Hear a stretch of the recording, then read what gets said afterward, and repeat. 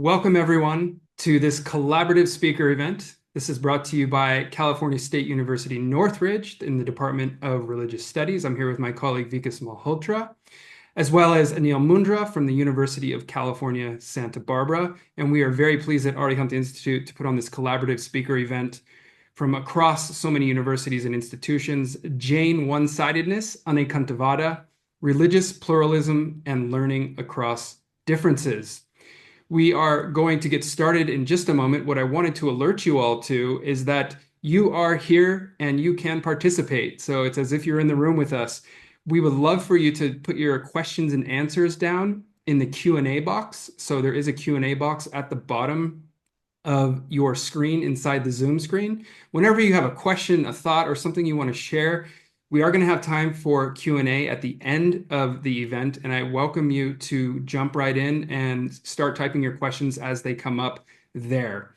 So without further delay, I'm going to introduce our speakers, and then I'm going to let them take it over from here. So I'm joined today by my colleagues Vikas Malhotra, as I mentioned before, and Anil Mundra. Vikas Malhotra, who will be presiding over this event, is the Bhagwan Ajitnath Assistant Professor of Jain Studies in the Department of Religious Studies at California State University, Northridge. He received his PhD from UC Santa Barbara and specializes in South Asian religions, including Jainism, Hinduism, and Buddhism. So Vikas Malhotra will be our presider today, and our speaker is Anil Mundra.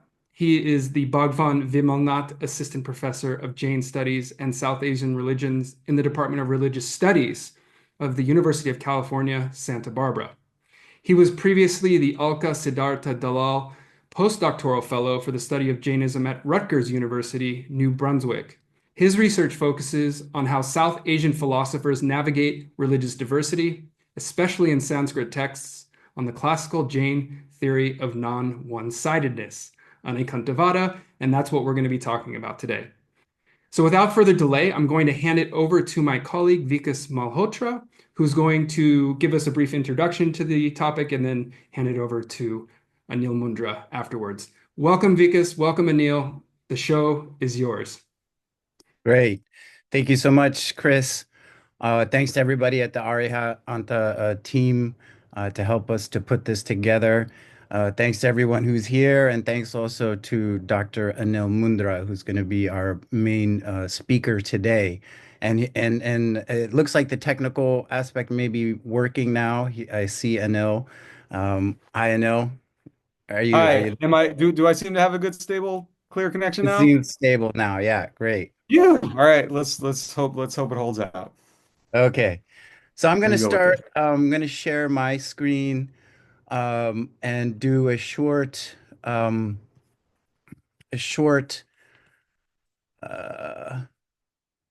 a short little lecture just to start the topic off, to give a little bit of its background, not in the sense of interreligious dialogue, which is what we're kind of talking about today and what I'm interested in knowing more about, but more of its kind of philosophical or ontological basis of this term.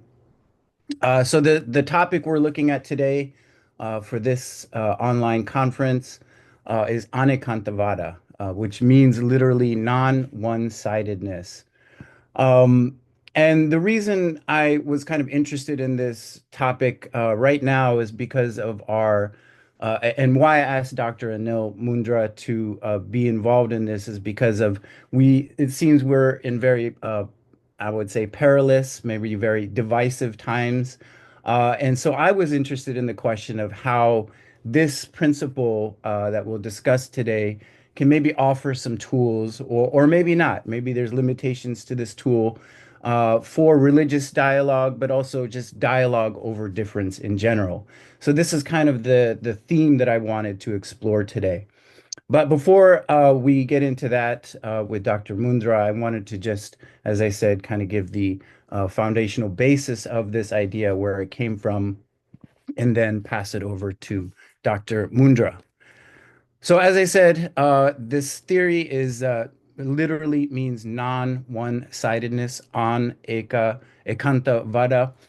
This is essentially the Jain principle that truth and reality are perceived differently from different from diverse points of view, and that no single point of view or perspective can completely capture the whole and complete truth of reality. And this is most best expressed in one of these famous parables from India. Who knows the origin of this parable, actually, but it is one of those parables that is now spread around the world too, about the blind men and the elephant. And the essential idea in the story is there is a village full of blind men, and there is a creature known as an elephant that is coming through the village. And nobody knows what an elephant is, so they want to figure out what it is. So the elephant arrives, and each of the blind men go to one side of the elephant in order to try and figure it out using their senses. And so one, as you see in this photo here, one goes to the trunk and says, oh, an elephant is something like a big snake. Another one grabs the leg and is like, nah, nah, elephants are more like tree stumps. One grabs the tail and it's like a little furry mouse, etc. So the basic idea is that everyone here is telling the truth. They are giving their own accurate truth, but and it's not false, but none has the complete picture of what this elephant is. They're simply giving their single perspective from where they are with their abilities, and thus they hold what Jains would call partial truths because they are partially true, but they do not have the full picture. And so while this principle becomes an important tool in the Jain philosophical tradition, particularly when debating rival schools, and today it's been understood to be extended to this idea of interreligious dialogue, as we'll see. Conceptually, this idea is rooted in Jain cosmology and ontology, its understanding of reality. And so, according to Jain ontology, every sat or existent entity is multiple by nature. Every entity has three different qualities. One, its underlying substance, what it's composed of, its dravya. Another is its qualities, its gunas. And then also, all existence have momentary modes or modifications, the pariyas, which are qualities that change over time and in space. And so, in other words, the Jains believe that there is some kind of permanent substratum that endures, but it's continuously undergoing change.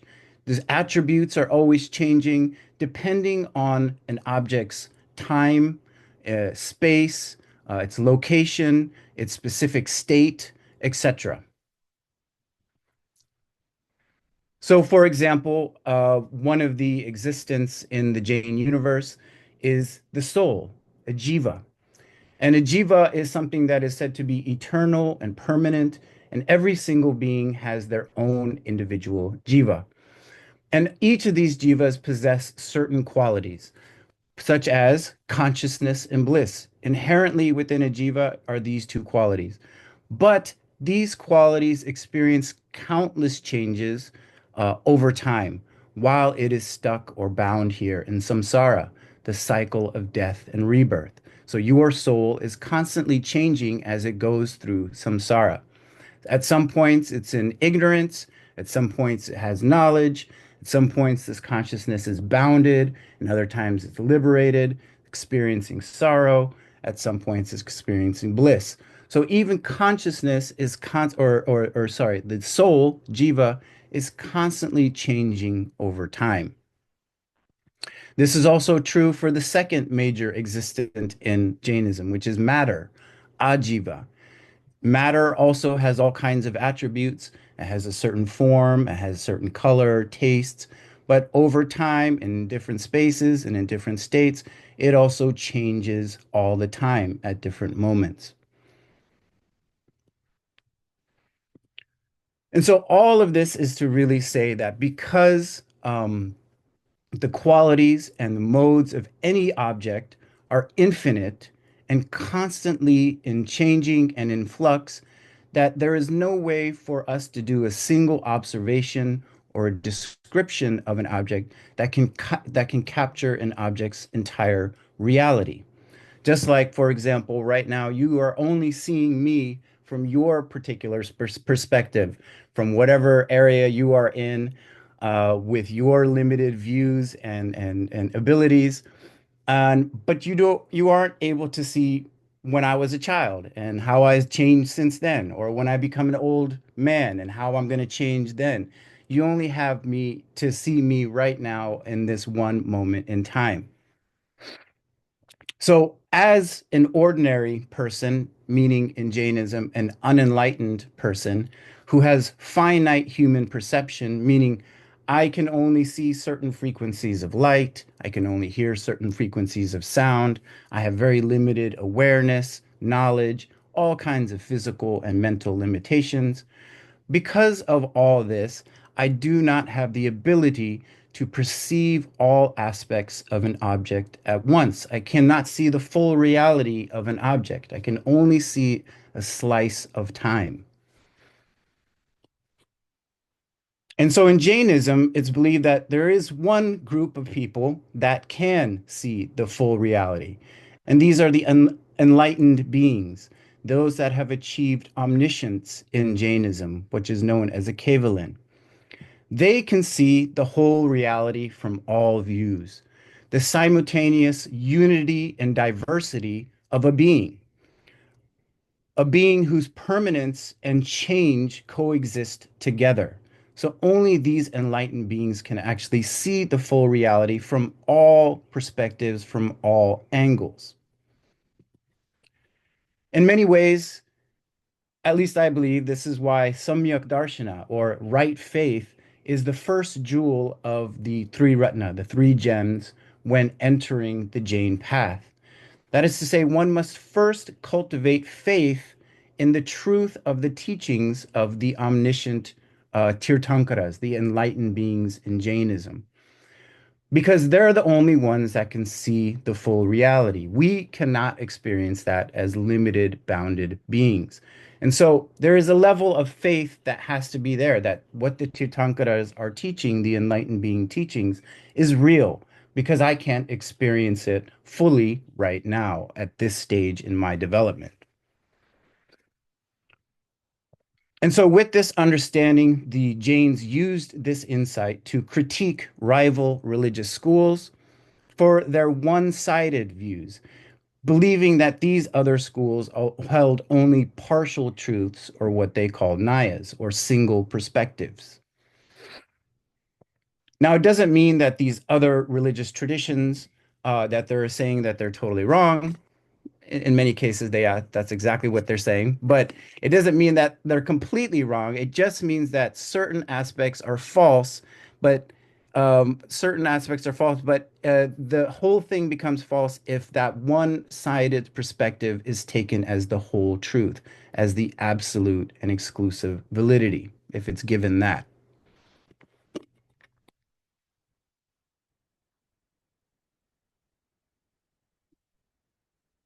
And I'm not going to try and get too deep into this because I think Dr. Mundra might get a little bit more into this. But one of the things that happened in developing this kind of theory was really through the dialogues that they were having with other schools, with other rival schools. The primary groups at this time were usually some kind of generic Buddhist, or some kind of generic Hindu, or some other generic group. But essentially, Jain scholars believe that rival schools were defective because they were only seeing things from one side. And at the time, the big discussion and debate was about being, Sat, or whether it was eternal or non-eternal, or if it was changing or non-changing. This was the big thing back in the day. And so they saw these other schools as being defective because they were only seeing this from one side. So, as an example, on one side, one extreme side, they would say, there are the eternalists. And this was, again, kind of a characterization of Hindu Vedantic belief. This was, again, not really looking into the diversity of views or anything, but kind of this generic other that was used to argue against. And so they would call this group the eternalists. And this would be people who would believe in the concept of Atman and Brahman, which is understood as the essential self, the absolute self, which is unitary, eternal. Every single person has this same self and absolutely unchanging. So Jains say that, well, you're only seeing one part of this, of the full truth. It is true, there is some kind of existence there that is permanent and unitary and eternal, or not, sorry, not unitary, but eternal, but it's constantly changing, the Jains say. So they argue that this eternalist side are only seeing the substance aspect of the existent or the being. They're denying that it changes and changes over time. Now, on the other side were what they dubbed as the non-eternalists, the again, a characterizations of the Buddhists and their concept of the non-self, the an-atman. And so the Jains say, well, the Buddhists, they got one thing right, which is that everything is always constantly changing, but they're missing this, they deny the reality of there being an abiding substance, the concept of a jiva, which is so important in Jainism, which Jains believe is eternal and permanent also. So they're only focusing on the changing aspect of existence. And so again, because both schools only hold partial truths, nayas, they both fail to grasp the complete picture of reality as given and taught by the enlightened Jinnas, or the enlightened beings within Jainism. In contrast to both of these ideas, the Jains say that an existent is simultaneously both eternal in terms of its substance, but also non-eternal in terms of its modes, which are constantly changing. And again, this all depends on the observer, the speaker's perspective as well. And so to say that it's only one of the extreme sides is to deny the full reality, the full picture. And so ultimately, the Jains were trying, with their philosophy and with this idea of Anekāntavāda, to describe a reality which goes beyond and encompasses all dichotomies and binaries that we usually operate with. So even the binary of absolute versus relative reality, the idea that whether we are one or many, the ideas such as being versus becoming. In this view, they were trying to go beyond those categories that we usually use to operate in the world. Not quite a non-dualist perspective, but in some ways, maybe that's something we can talk about too. And so to overcome our limitations about speaking on reality, because again, we as ordinary beings cannot really describe it. We can experience reality, but it's almost incomprehensible for us. We can't see or understand the full picture. But when we're talking about reality, Jain scholars said that in order to get a more accurate verbal description of reality, they said that if you are making truth propositions, you must include the syadvada, or the conditional assertions or qualifications. In order to make a proposition true, you have to include these qualifications. Syat means it's true in some respect, but it may be false in another respect. This, they say, is more accurate rather than trying to make unqualified, absolute truth claims about reality. Again, because we as ordinary beings really can't. We don't have the abilities at this time. And so this was really a way just to speak more accurately about this realm of reality, about reality. And so this led to this the classic sevenfold predication. Again, all these kinds of different conditional qualifications that you can add to a statement in order to make it more true or not. And this is known as the Saptabhangi, and I don't even want to try and get into that right now. But maybe again, Dr. Mundra will talk a little bit more about that. But essentially, the schema was try to ensure that seemingly contradictory predicates can all be affirmed in their respective contexts. Again, by adding these conditional assertions. And this, they said, will more accurately reflect the many-sided nature of reality.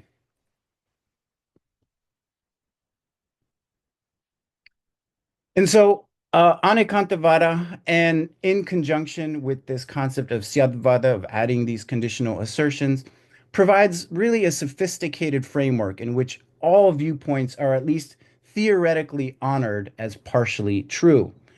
Though historically, Jains have believed that their viewpoint is fully true and superior because it came from enlightened beings.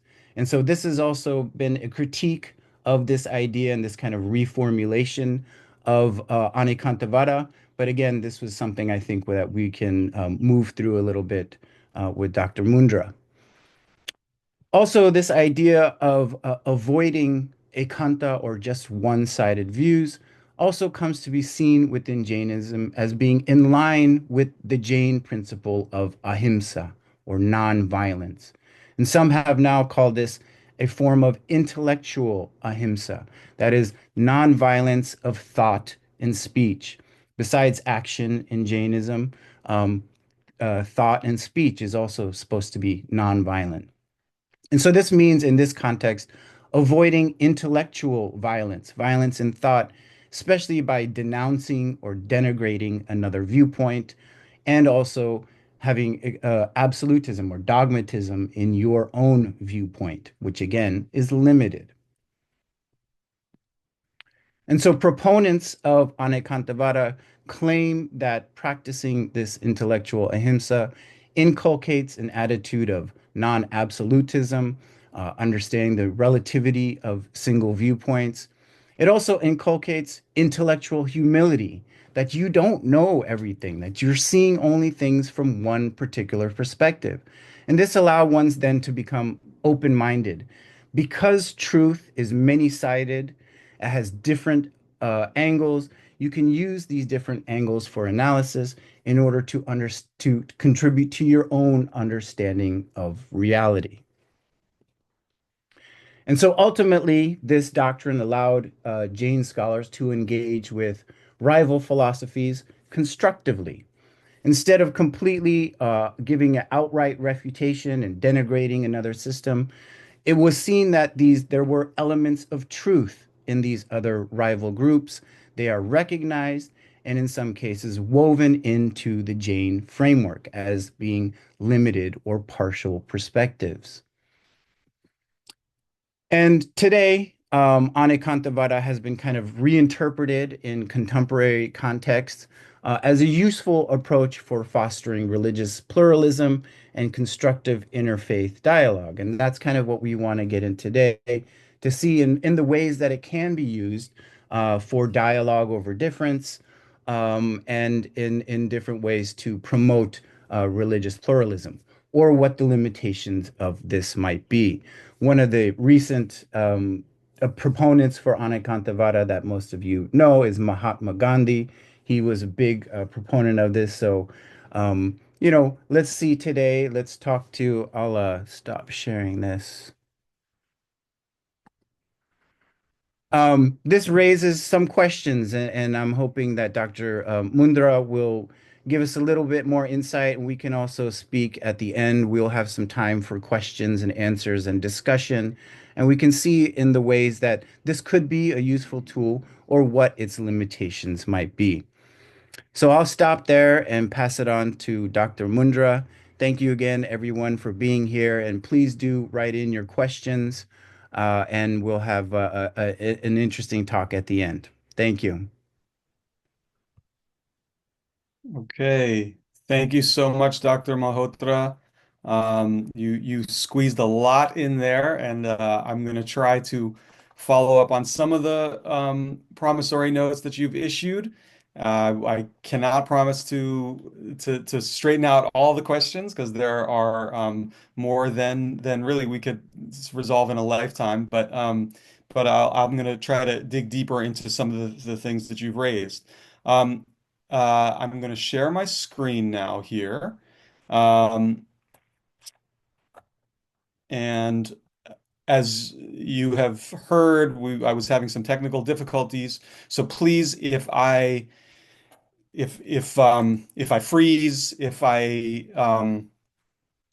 anything goes wrong, please just stop me. Let me know. I'm happy to repeat stuff, and we can also, we'll troubleshoot. Are we good so far? Can you hear me all right? I'm not So not far, so good. Everything sounds and looks great. and so you see my title slide there? Yep. Okay, great. So, let me full screen that. Um, okay, great. So as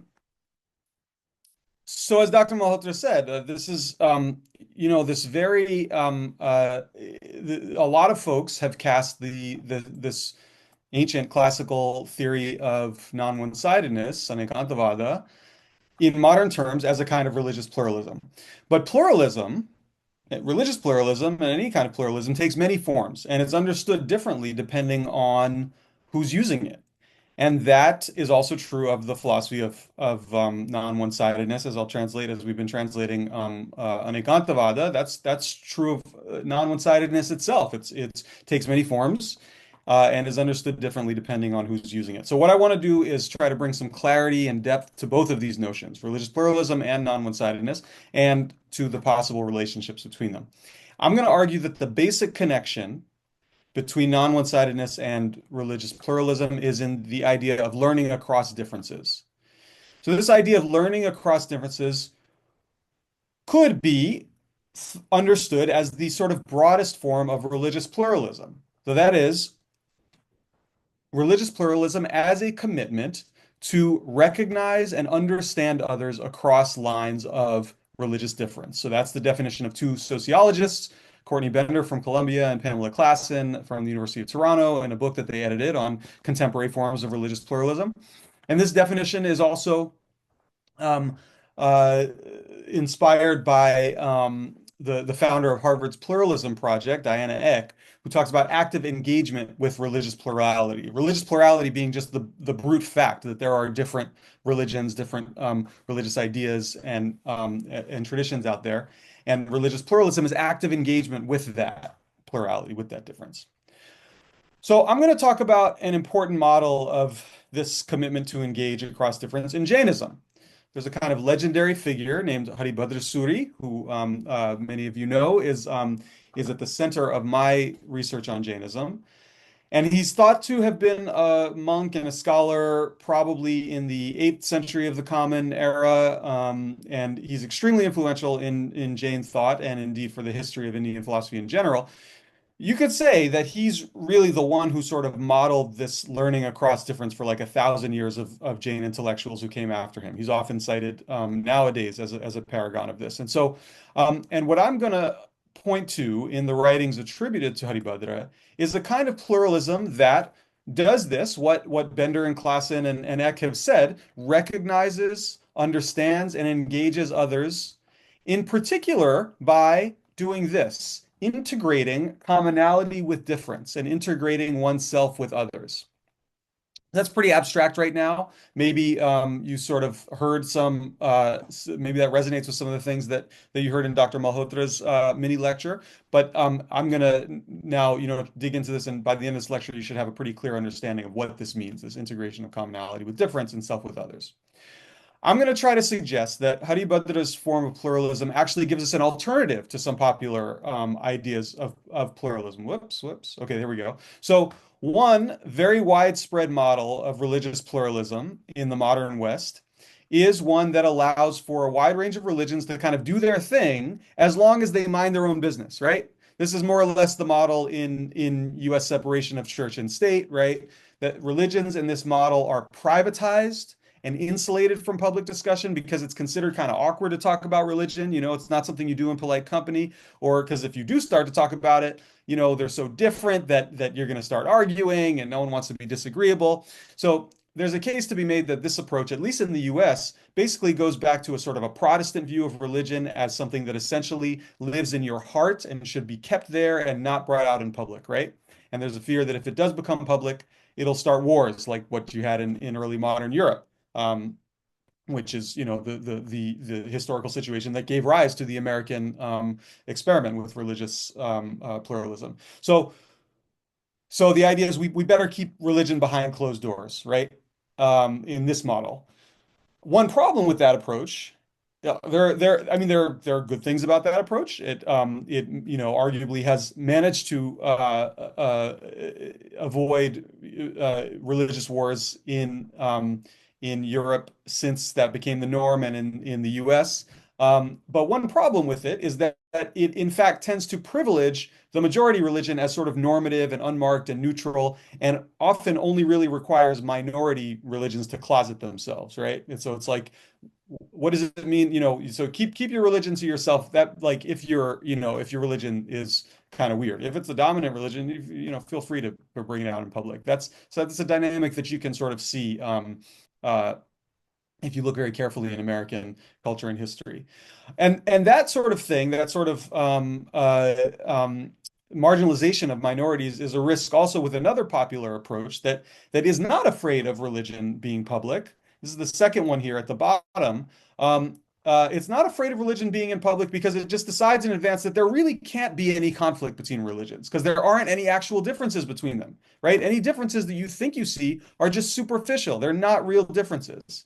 This is a kind of universalism, we can call it, that often wants to say all religions are true. If we want to use sort of more technical religious studies kind of vocabulary, we could call it ecumenism or Irenism. Anyway, this is also, I think, very typical of a certain sort of New Age kind of thinking, right, among others. And there's a lot, you see this a lot developing over in the 19th and 20th century. And the rhetorician from University of Texas at Austin, Scott Stroud, characterizes this as a passive or weak pluralism that disengages from the thoughts of others by granting them equal and absolute validity. And so we'll see why, in what ways this could be understood as a kind of as passive or weak and disengaging. But Scott Stroud holds up this Jain philosopher that I'm going to talk about, Haribhadra's work, as a very different kind of approach. He calls it a method of engagement with the arguments of others, and we're going to see how Haribhadra does that. So I'm going to show in detail how Haribhadra tries to engage particular religious differences and home in on the truth, what he wants to posit as the truth on the basis of this engagement, rather than either avoiding these differences or just deciding in advance that there aren't any real differences at all, right? And I'm going to also argue further that the general principle motivating his efforts is that one cannot determine one's own particular beliefs and identity and religious identity except through this pluralism of constructive engagement with diversity in conversation with others. Okay, but before I get to how the theory of non-one-sidedness does this, I want to look at one of Haribhadra Suri's most important works, and this is a compendium of current teachings attributed to him, Sanskrit title Shastravarta Samuchaya. I just want to make sure my slides are advancing properly. You see compendium of current teachings? Okay. So this is a digest of various things that different people think. Okay, it's kind of like a textbook that you might get in like a survey of philosophy or religions, except that in this text, he doesn't want to just tell you about these various views.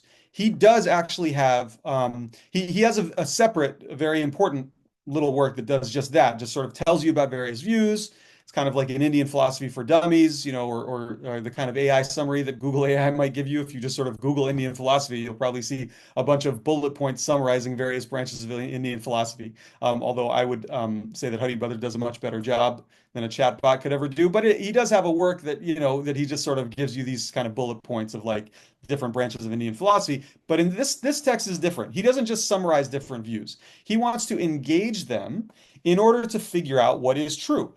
And in doing that, to figure out how to learn how to live right and even get beyond this life to like, a better state of existence beyond this life. So here's the first few lines of this work. There we go.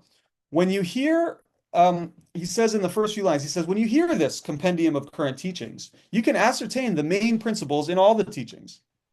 And this pacifies hate and brings the pleasure of the attainment of heaven. And here's some of the main principles that he thinks you can find in all these different teachings. Grief comes from evil, happiness from righteousness. This is the point of all the teachings. Therefore, one shouldn't do evil. One should be as righteous as possible. So here we see he then goes on to list a whole bunch of things that are pretty widely agreed upon in ancient Indian religions. Things like the importance of friendliness and being nice and unselfishness, the importance of devotion to worthy objects, worthy people, the transience of life, the transience of attachments, of youth and all of life itself, and how these things inevitably bring suffering. This is pretty basic stuff. This is stuff that pretty much everyone, certainly almost everyone in his medieval Indian scene, agrees on. And so you could see this in some way, part of the work that part of what this text is doing is finding this general agreement and looking beyond differences between different ideas. And so there is a way of reading it that if you only look at that, and if you only look at these first few lines, you might think, oh, he's doing this kind of universalistic thing. He's saying all religions are saying the same thing. They're all true because they all say you should be good to others and you get happiness from being good. Okay, fine. However, then he immediately, at the end of this short introduction to this reading, he goes on and he says, so now I'm going to briefly explain what is right in the teachings by consistently rebutting wrong-headed reasonings and false explanations. So now his engagement is highly critical, and he's relentless in the rest of this treatise. He's relentless in picking out the assumptions of what we call his opponents, these various schools of thought that are sort of on offer in his scene, He subjects them to extensive and incisive critique, and then he formulates his own positive proposals as responses to these antagonists. And in fact, there's much more space devoted to the critique than to his positive proposals in this text. So what's happening here is clearly neither the sort of, ignorance is bliss kind of privatization kind of pluralism, right? Nor is it ultimately the sort of everybody's right pluralism of universalism. It is pluralism. It is pluralism according to those first basic definitions I showed, right? It engages differences for the sake of understanding and learning. So, he could have gone about this, he could go about this differently, right? He could just simply assert his own doctrines and just argue for them, which is in fact what many philosophers do, East and West. But that's not his approach. Instead, he wants to unfold truth by way of examining the views of others.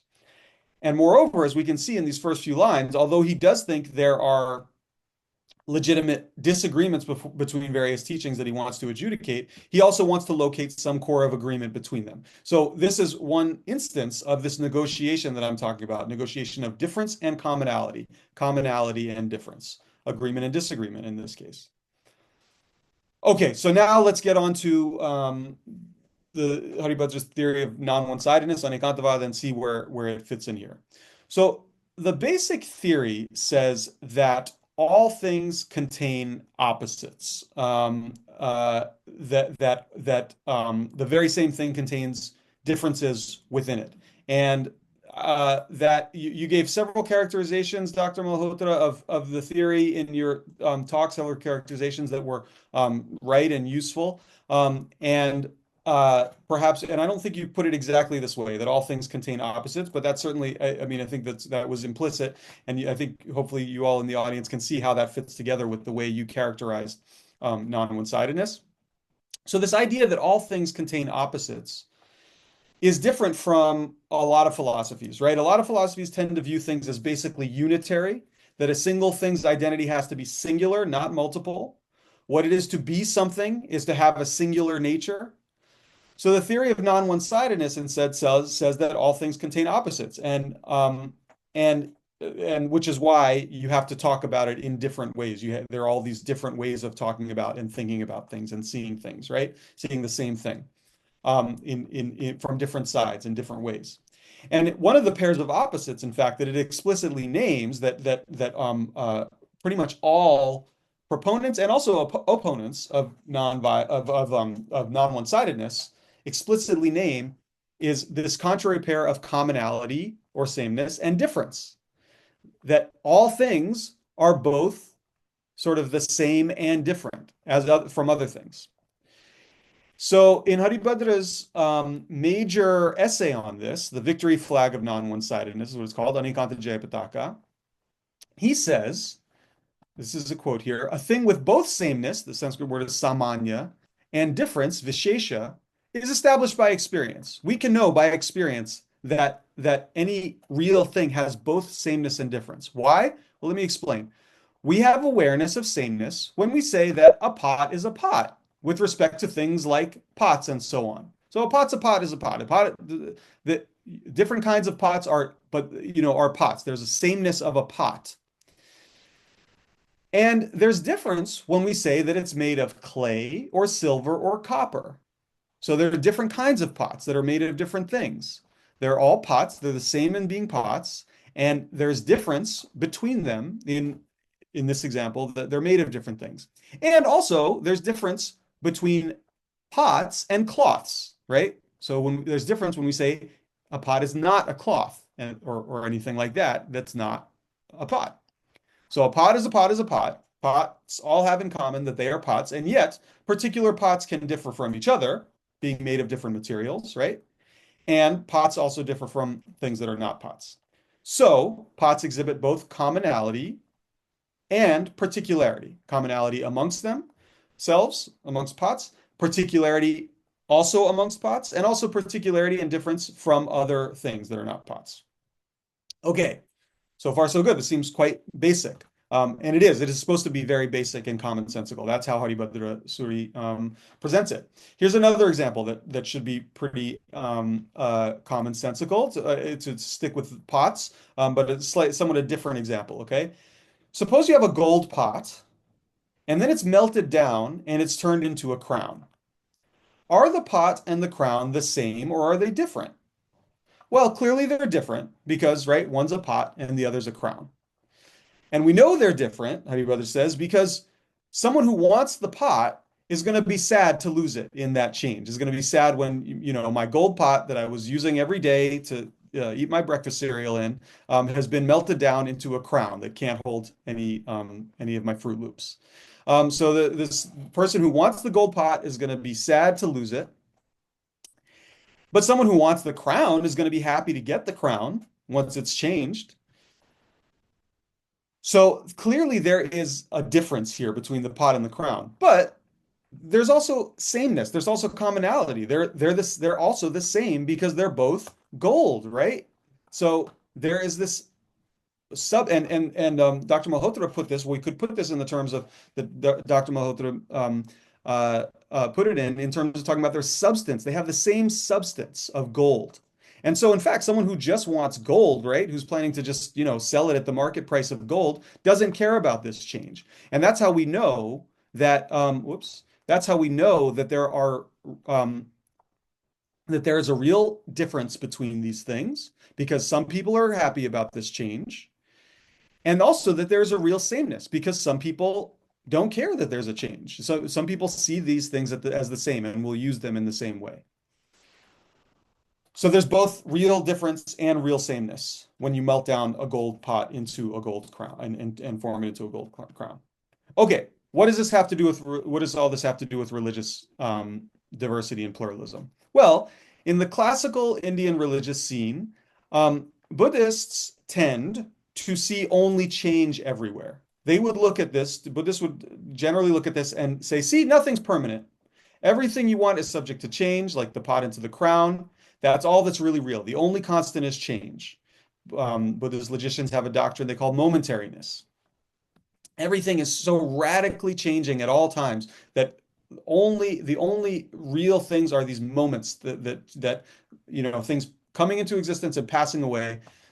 The pot is something as a pot at one moment and as a crown at another moment, two totally different things, okay? And then Hindus tend to look for and find another basic constant underlying this change. And they say, no, the pot and the crown are just forms of gold. But the only thing that's really real, therefore, is the gold. That's permanent and constant and unchanging. And that's what these things really are. So these, of course, are sort of caricatures, as Dr. Malhotra said. You know, there are a lot of different kinds of Buddhists, a lot of different kinds of Hindus that will think about these things in different ways. But these are sort of, you know, kind of basic polar positions of different kind of ways that more or less map onto these religious differences, different ways of looking at something like this, okay? Then the Jain comes in and says, well, no, clearly both the change and the permanence are real. And so, and they're real for exactly the reasons I just said a moment ago, right? You see the real effects of these things. People respond differently to these, whoops, sorry. People respond differently to these things, you know, and we see the real effects. And to talk about only the change or only the persistence, the permanence, apart from the other is a mistake. You're missing something. You can't make sense of why some people get happy and sad in the change. You also can't make sense of why some people don't really care and are just happy to have the gold. They're both right. They're both true, but neither of them is the whole picture. Neither of them is really fully right. And in fact, you can't. And James will go further and say you can't make sense of either of these without the other one. You can't make sense of a pot being changed into a crown unless you understand that it is gold that is remaining during the change. But you also can't make sense of it being gold. You never see gold just by itself. You never see gold. It's always gold in some form. It's always either a pot or a crown, or maybe it's a lump of gold, but that's still a form. That's a lump of gold. No one ever just has gold. Everyone always has some form of gold. So you always have both substance and qualities or modifications, you know, attributes, forms. Okay, you always have both of them, and that's the Anekāntavāda position. You can't have one without the other. You always have both, and so this allows Anekāntavāda, the proponents, this allows this non-one-sidedness to intervene in debates between different traditions on the one hand. And also, on the other hand, it sort of tries to clarify and negotiate and integrate the commonalities and differences between them. And it does this by clarifying and integrating and negotiating the commonalities and differences that are intrinsic in things themselves, right? Things like gold, pots, crowns, cloth and clay and copper. That Anekāntavāda is going to work on things and is looking at the commonalities and differences between things, and through that is able to take a stand on commonalities and differences between views on things, between traditions, between religions, okay? And there's a case to be made that these sorts of dynamics of commonality and difference and change and permanence and so on are reflected in the development of Jain non-one-sidedness itself. So to take the words of Willem Halbfaas in his classic book India and Europe, he says, you know, Jain Anekāntavāda grows and changes in the historical processes of dealing with the other, of trying to supersede it, etc. That is, trying to supersede it, get to a better position, a fuller position beyond others' positions, others' limited positions. And it may reflect within itself, in a more or less significant manner, the relationship to the other. It may itself be the result of dialectics, debate, interaction with other systems, and reflection upon interaction. This is a kind of a suggestion, a historical suggestion that Halbfaas makes, that I think you can flesh out if you really look carefully at the dynamics of the tradition. And I have a book that I'm working on that is doing this in great detail.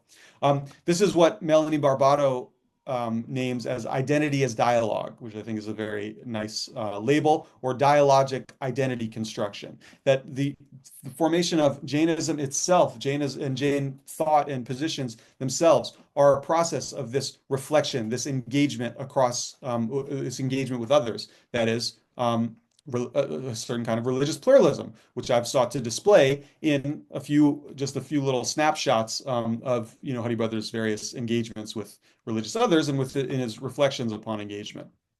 There's a very famous story about Haribhadra's life that I'll just briefly tell you now. I think that exemplifies this nicely. The story goes that Haribhadra was not originally a Jain. He was born a Brahmin, Hindu. And so he went through the usual Brahminical training. He was a very bright student and a straight A student, learned everything that he could learn, and he thought he basically knew everything. And he was so, in fact, the story is that he was so kind of puffed up with his knowledge that he had to wear a golden belt to contain his overflowing knowledge, to keep it from spilling out.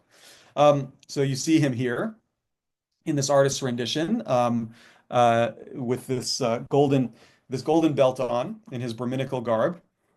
And then one day he's walking down and so he made a vow. He said, I am so smart. I challenge anyone to say something that I don't understand and that I don't know. Say, I know everything. Challenge anyone to say something I don't know. And if there's something I can't understand, I will immediately make myself this person's disciple. So he's walking down the street and he overhears this Jain nun, sadhvi, named Yakini Mahatra, reciting a Prakrit a verse in Jain Prakrit, which was not very much the province, either linguistically or literarily, of Brahmins at this time. And so he hears this and he's like, oh my gosh, this is something that I can't understand and that I don't know. So he listens, and then he immediately goes and sort of prostrates himself before her and says, you have said something that I don't know. Please teach me. And so she teaches him, and then she takes him to her teacher, and he converts. He becomes a Jain monk, and then this is the beginning of his illustrious career as a Jain monk and intellectual. So, okay, so we see here that original definition of pluralism that we see from Bender and Klassen, is a sort of a commitment to recognize and understand others across perceived or claimed lines of religious difference, amply applies to Haribhadra, right? We've seen little glimpses of how it applies in his writing, and here's a nice story illustration of how it applies in the story of him. Now, that definition of pluralism, as I said in the beginning, is a fairly minimal one, a fairly minimal definition. And it's minimal in the sense that this, pluralism as sort of a commitment to just recognize and engage across difference doesn't stipulate anything about the attitudes, the evaluations, the evaluative attitudes that a pluralist might take towards others, right? It doesn't say that a pluralist will embrace others or approve of them or agree with them or anything like that, right? It only says that a pluralist will engage and seek to understand others, and so learn from them in some way or other. But it might be, learning from them positively in the ways like that in this story that Haribhadra learned Jain tradition and then took it on. It might be learning from them, sort of learning from their mistakes, right? And criticizing them. But there could be other ways too. There's no stipulation when you just say recognition and engagement of the differences. That sort of minimal definition of pluralism, it's very minimalistic, doesn't stipulate anything about what you do with that recognition or engagement and how you, or the attitudes you take towards it. I claim that this minimalism is not a problem, and this isn't like a thin definition of pluralism or an unuseful definition of pluralism. For that reason, it's actually a benefit, I claim, and that's because other more loaded notions of pluralism that tend to circulate generally position pluralism as a sort of preconceived decision, a priori, as philosophers say. A preconception about questions of whether religions other than one's own can be true or can be effective, rather than determinations on the basis of study of whether any others, in fact, are true or effective. So philosophical theologians like Schubert Ogden and Jeffrey Long, who many of you would be familiar with, who has spoken for Arihantara Institute very frequently and recently.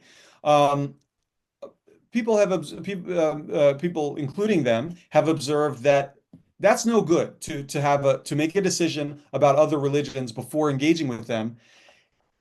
Is not that won't do. And also, I would say that this sort of prior decision is not just adding something on top of some minimal sense of engagement.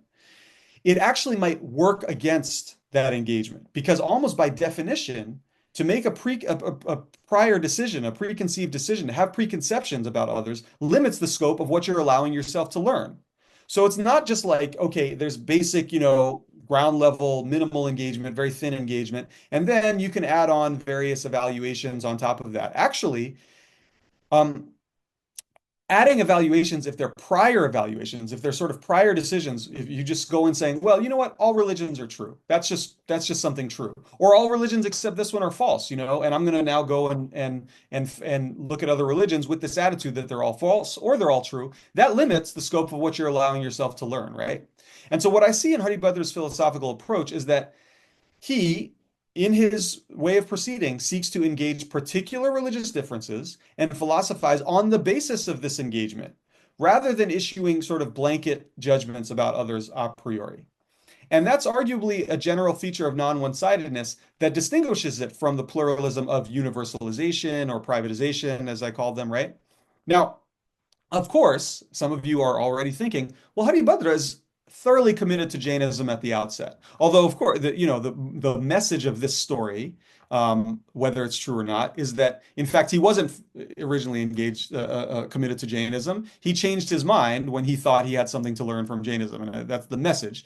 Now, that may or may not be exactly how it happened historically, and in any case, when Haribhadra is writing his essays that I've presented you with, he has become a committed Jain follower, and he's very clear about that, from top to bottom, that he thinks Jainism is right. But he maintains, and this is an important distinction, he maintains that this is because Jain doctrine withstands rational criticism.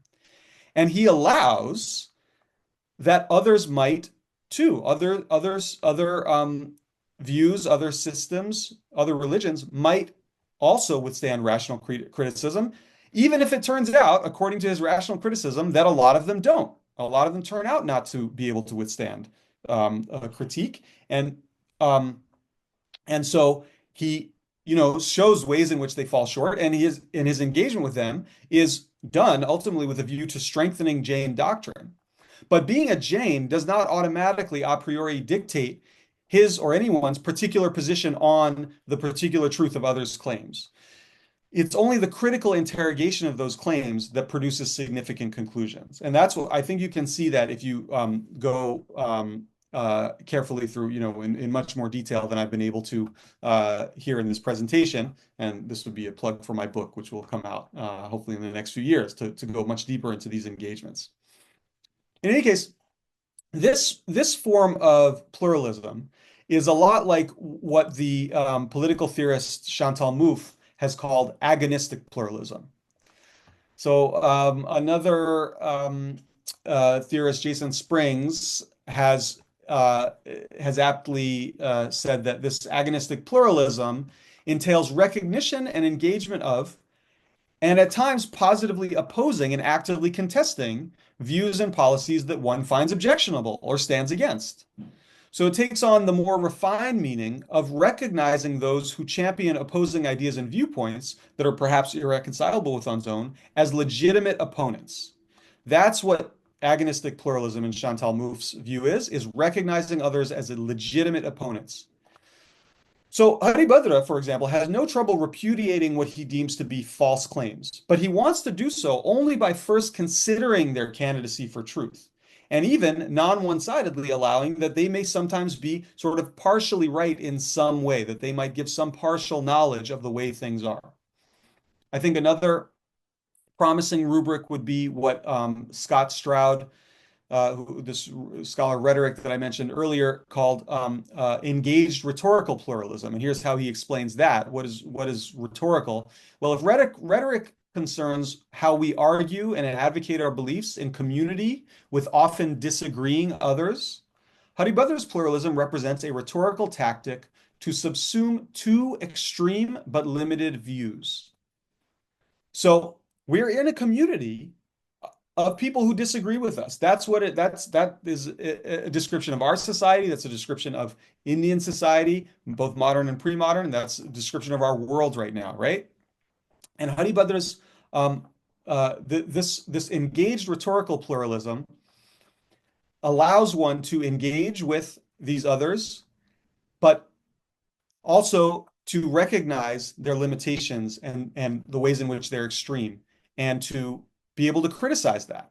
It doesn't forfeit the ability to criticize, and it doesn't need to in order to be pluralistic.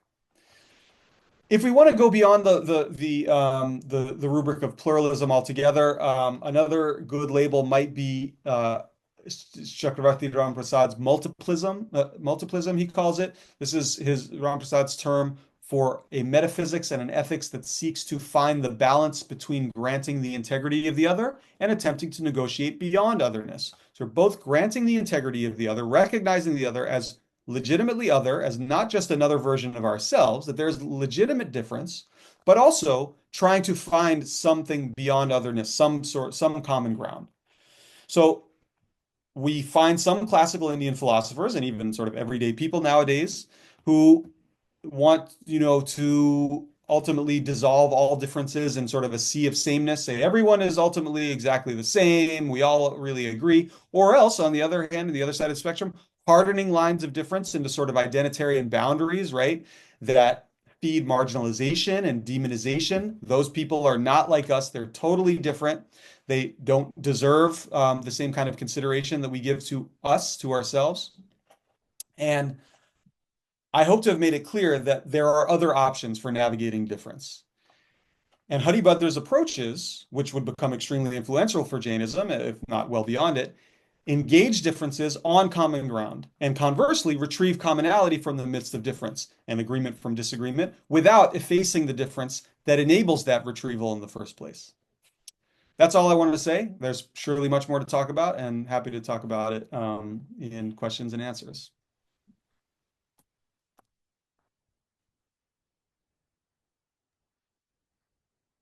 Excellent. Excuse me. Thank you so much, Dr. Mundra. Christopher, how did you want to do? I can't tell if people have any questions, or we could open it up. Let's first see if we have any questions, and then we can do some raised hands and see what kind of questions there are. Yes, the Q&A box is open. There is a question in there. I can pull it up for you. Although it doesn't look like a question, it looks like a comment. Are you able to see the Q&A box there? Yeah. Yeah, so I see a very cryptic comment. Amrita Chandracharya's definition. Amrita Chandracharya's definition of what? I'm not sure what exactly is on the table here. Amrita Chandracharya, for those who don't know, is another great Jain philosopher in quite a different tradition from Haribhadra Suri. He is in the Digambar tradition, and he takes many of his sources to be quite he has many sort of very different sources from and orientations from Haribhadra Suri, although there are actually some you certainly do find a lot of overlap between them, and some things that there are some actual passages that you find in both of their works, interestingly, but they tend to have quite different ideas. And so I think this questioner has elaborated interested in the definition of Anekānta in Samayasar. So Samayasar is by the great ancient Jain philosopher Kunda Kunda, and Amrita Chandra has written a commentary on Samayasara, and I don't recall off the top of my head the definition of Anekānta in in Amrita Chandra's commentary on Samayasar. But one thing to say is that there tends to be much more discussion in Samayasar and other of Kundakunda's works of a different system, which is the Nishya and Vyavahara, that is ultimate and sort of conventional perspectives on truth. And this is a very complicated question about how this fits together with other explanations of Anekāntavāda, like the ones that you've seen today. And I would defer to my colleague, Janesh Sheth, who is doing the best work on Amrita Chandra that I know of, and on Amrita Chandra's Anekāntavāda that I know of right now. So I didn't see Janesh in the participants list, but please look up his dissertation if anyone would like to know more about that. Okay, so I have another question. Would the conceptualization and implementation of non-one-sidedness have been different if Jainism was the normative religion or if they were in power? Has there ever been such a case? Well, there certainly have been cases, and I mean, Jainism has been very influential and very powerful in Indian history, South Asian history. And although Jains have always been a very small minority, they have been very close to power and sometimes in power in different regimes. And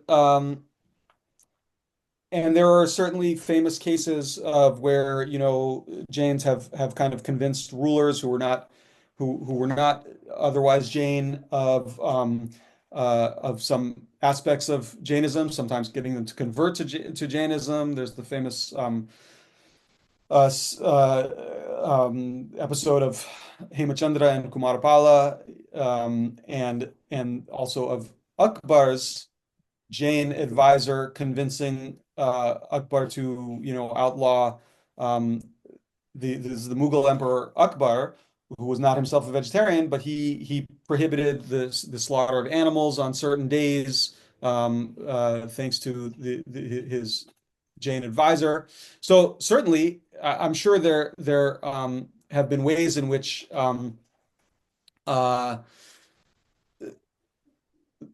Jain principles there certainly have been ways in which Jain principles have been enforced because of this proximity to power. Would the conceptualization and implementation of non-one-sidedness have been different if this was more?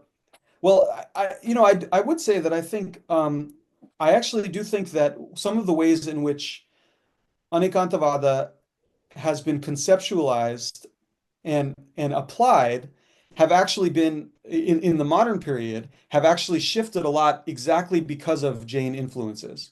And so Vikas mentioned the influence of Gandhi, and I think the way that Gandhi learned from Jains around him and some Jain teachers, both about ahimsa and about Anekāntavāda, I think that has actually been hugely influential on both understandings of ahimsa, in particular, understanding ahimsa as a politically useful thing, a method of social activism. I think that was very largely Gandhi's contribution, and also understanding Anekāntavāda as a certain kind of religious pluralism, that is, religious pluralism of saying, all religions are true kind of thing. That's the sort of thing that Gandhi often says, and I think that idea very much comes from Gandhi. And I think also, and I'm working on a paper on this. The idea of intellectual ahimsa, I think, originally comes from Gandhi. I don't know of any place earlier than Gandhi. There are some scholarly sources that scholars have pointed to as kind of the progenitors of this idea of Anekāntavāda as intellectual ahimsa. I think actually these scholarly sources got it from Gandhi, because Gandhi was saying this earlier than the scholars were. So I think that is one way in which Gandhi's power and his normative power actually did inflect and change the understanding of Anekāntavāda. So you heard it here first, and I am gonna publish on that. Okay. So then Jaswant Ji Modi, Pranam Jaswant Ji, has asked, please give some practical tips for daily life to practice Anekāntavāda. Well, um, there's all sorts of ways in which one can do this, and I am a scholar of history, and I do not presume to be a life coach or particularly great at daily life, but uh, I think to me the basic message and the basic uh, model of the approach that Haribhadra Suri and other classical Jain philosophers give us is, as I said, engaging across difference, listening when there's disagreement, trying to understand what is the source of this disagreement, what are the ways in which different people are seeing certain things in partial and partially correct ways, but how is it that you have these deeply polarized differences between people that uh, I see this all the time in sort of you certainly see in politics and in public discourse, false dichotomies, you either you're this or you're that. Either you value these people's lives or you value these people's lives. Either you think this course of action is correct or you think that course of action is correct. And very often, these are actually false choices that they're taking sort of one thing that is true in some way and totalizing and absolutizing it and saying it's the only possibility and we can't combine it we can't find a more nuanced way of combining it with other things. So okay, since I've been pressed and due to my great esteem for Jaswantji, you've prevailed upon me to give a practical example from daily life. I'll go ahead and try to shoot you one. When I'm trying to get my kid to go to sleep, right? They are resisting and fighting, and they're saying, giving all sorts of reasons. I shouldn't have to go to bed. It's early, it's this and that. And I say, no, it's getting late. You have to go to bed. We have these very different views of whether it's really bedtime or not.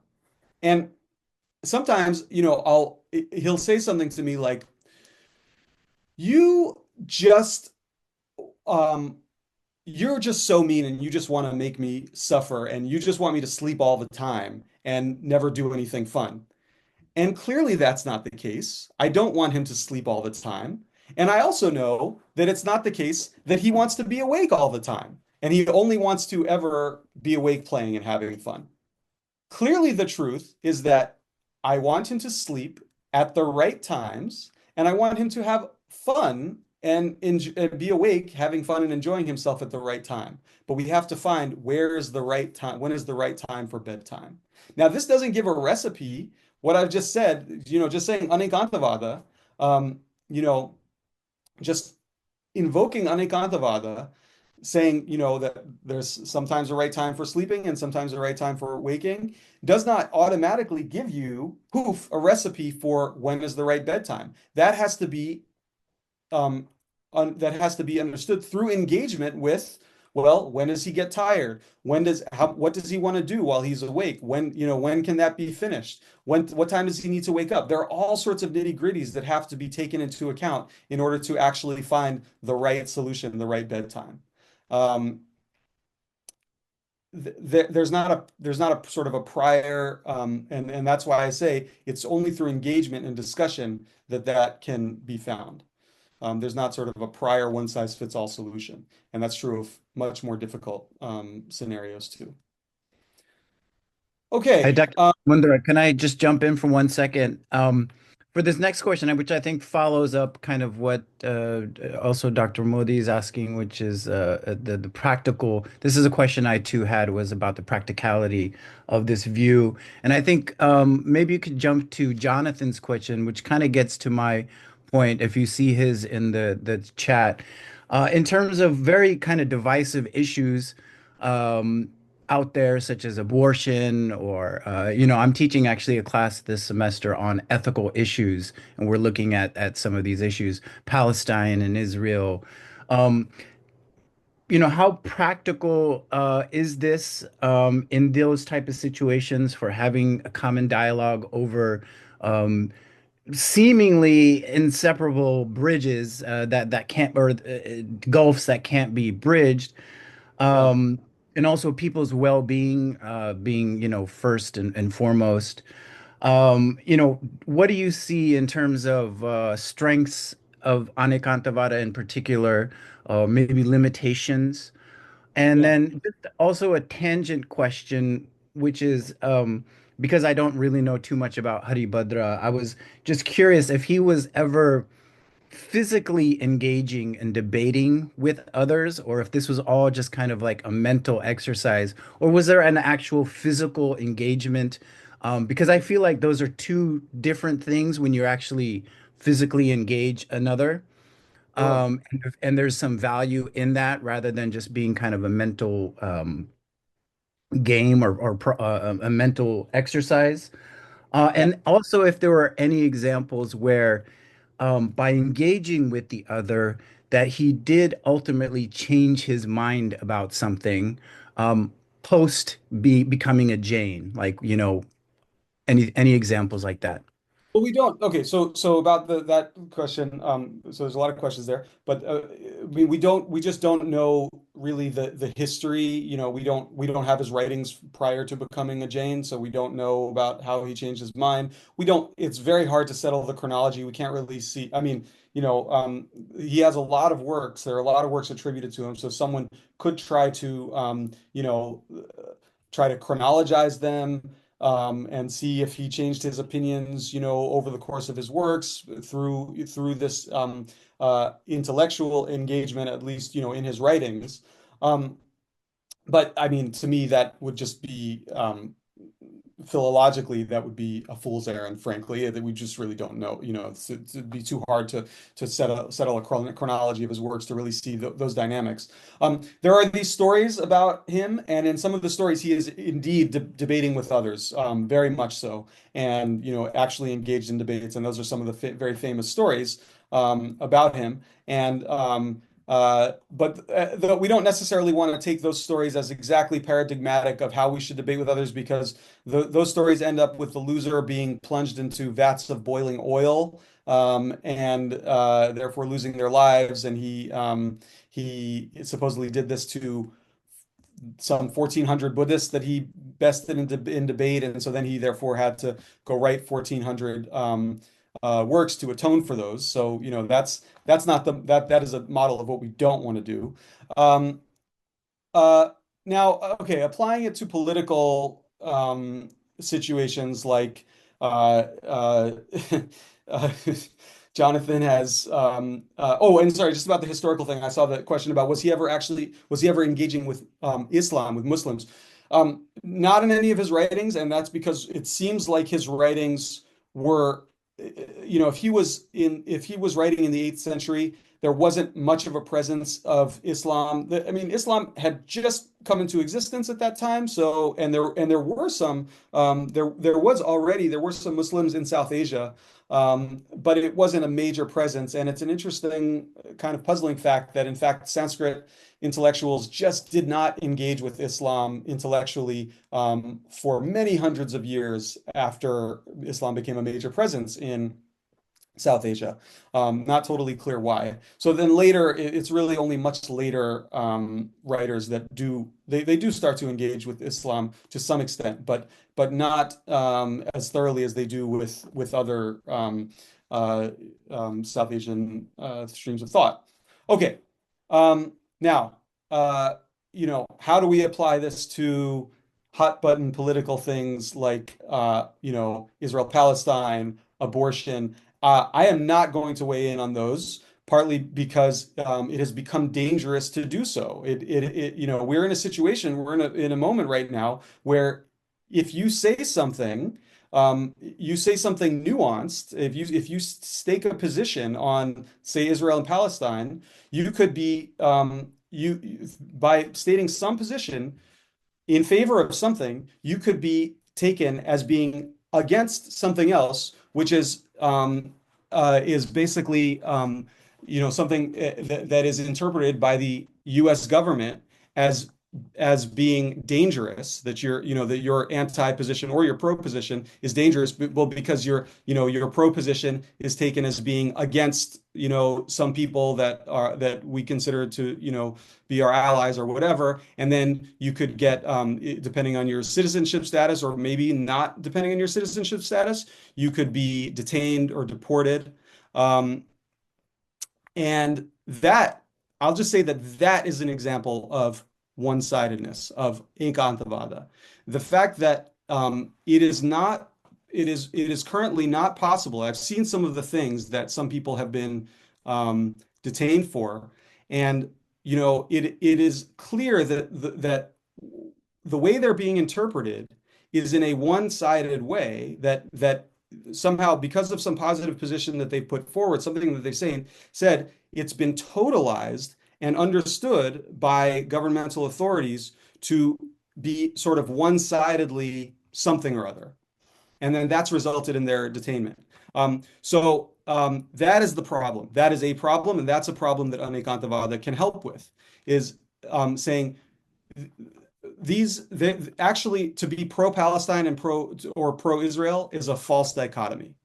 And I'm not going to tell you what the real thing is, because that could get me in a lot of trouble right now. But it is a false dichotomy to say I either care about Israeli lives or I care about Palestinian lives. Either of those are one-sided positions, and Anekāntavādi will reject the false dichotomy. As I say, I can't go in any more detail about how to resolve those kinds of situations, because that really, you have to engage the positions, and you have to go into the details, and you have to specify the ways in which the different poles are correct, and the ways in which they're incorrect, and what each of them is sort of getting onto properly, and what each of them is missing. And simply doing that right now apparently is a dangerous thing because of the tyranny of one-sidedness. Okay. So maybe I should go on to other questions. Yeah, go ahead. Can look what else is there. So Shruti Jain asks about applying in contemporary geopolitics and diplomacy, and that's what I was just answering by refusing to answer. Nathan Lowen, hello, says, please feel free to ignore this question, which is on a tangent. How might the logical operations of Anekāntavāda be compared with or utilized for rethinking through a processing method for natural language processing of vectoring? I can see a way in which Anekāntavāda could be understood as an approach to constructing semantic vector space, perhaps for the purposes of creating a philosophical language model. Have others already begun thinking about this idea? I can see potential for computational or digital humanities approaches to Jain philosophy with this as an example. Yeah, I don't know. I really definitely don't know enough about language processing or vectoring in order to to be able to answer this question. Some people have written and talked about the formalization of Anekāntavāda, and I haven't really thought much about this. It seems like there could be some affinities insofar as Anekāntavāda arguably allows one to open up more parameters and degrees of freedom for specifying variables. And so you basically have a vector space of higher dimensions, I guess, so I have myself sort of played a little bit with formalizing, like Syadvada statements, in which yes, you basically end up, Syadvada statements are something like vectors with X number of dimensions, X number of degrees of freedom. Yeah, so maybe there would be some. I don't know how to apply that to natural language processing or anything like that. And so some people have talked about this formalization. I think there are problems. Piotr Balcerowicz has done the most work that I've seen, most detailed work on formalizing these, and uh, yeah, I mean, there are limitations. The formal, you have to be really careful with the formalization and make sure that the formal. I mean, if you're trying to formalize Anekāntavāda, you have to be careful that your formalization is not distorting what's going on there. That's true whenever you try to formalize something. Okay. Janesh G, whom I have just plugged, asked the question. I'm not sure if this is there in your thesis. Could you make some comments on the sequence in which Haribhadra might have written his text? Oh, at least those whose authorships has been attributed to Haribhadra. You think is oh yeah. So okay, that's right. This question was already mentioned, and I already said that I can't make any comments on it. I think it's too difficult a question. Okay.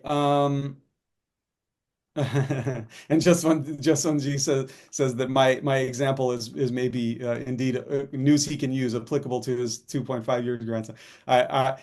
If that helps you all with bedtime at all, then my life will not have been in vain, just one G. So I very much hope so.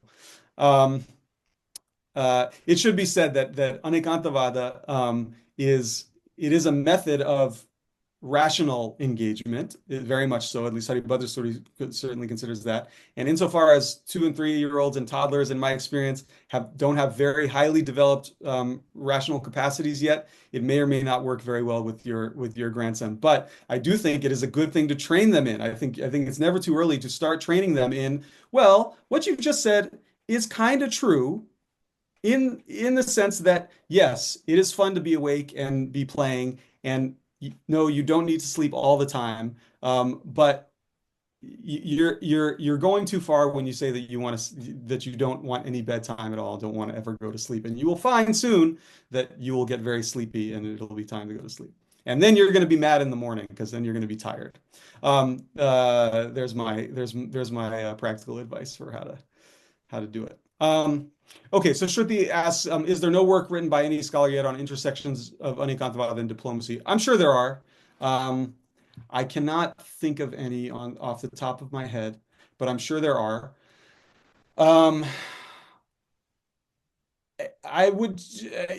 This is not my area, so I'm just really, I'm not sure. And I would just say that to be careful, that because sometimes the sort of the applied work on it, when you find writings that are applying on Anekāntavāda, so very often, uses something like the blind man and the elephant. This has become, Vikas, you mentioned that you mentioned that image. And in fact, this is an image you first find in the Buddhist Pali Canon, and it's actually a metaphor. Metaphors and images like this can be used in all kinds of different ways, right? And so we have to be careful about what's the lesson we take from this. In the Pali Canon in Buddhism, it's that views of any kind are wrong. That all these views of the elephant are actually wrong, and they lead to people fighting with each other. And the solution is just don't have any views. That's the Buddhist how it's used in the earliest Buddhist literature. That's the oldest use that we know of this image.